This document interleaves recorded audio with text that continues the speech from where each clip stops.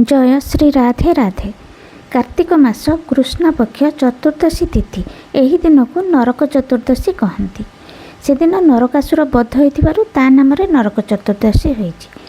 गोटे चतुर्दशी असुर नाम नामित होइछि बोली आश्चर्य हेबनी, कारण नरकासुर विष्णु बराह अवतार और माँ भूमिदेवी संतान थिले। से विषय एक सुंदर कहानी शुणु। नरकासुर प्रथमरु बहुत शांत और लोकहितकर राजा थिला। जेतेबेले से बर पाइला निज माता हाथ में ही से मृत्युवरण करिबो, तापरे ता मनरे गर्व अहंकार आसीगला। से निजको अमर भाविला और धीरे धीरे एक अत्याचारी असुर रे परिणत हो गला। हाँ कही यहाँ भागवत पुराण रू आसी।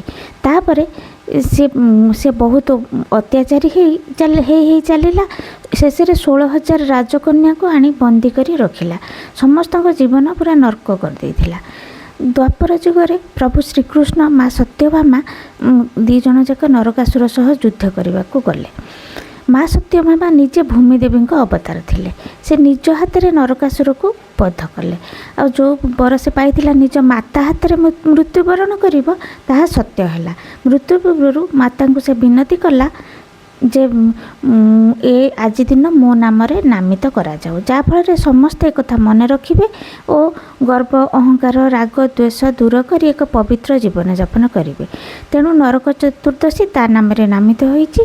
यह एक शुद्ध पवित्र हबार दिन, निज भितर सब बाहर भीतर सब पवित्र करिवार दिन।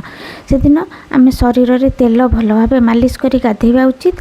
कहुए एपरि कले आम कार्मिक पापरू मुक्ति पाइबू। या अभ्यंग स्नान कहुए।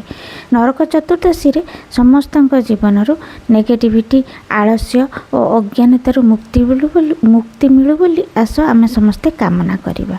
जय जगन्नाथ।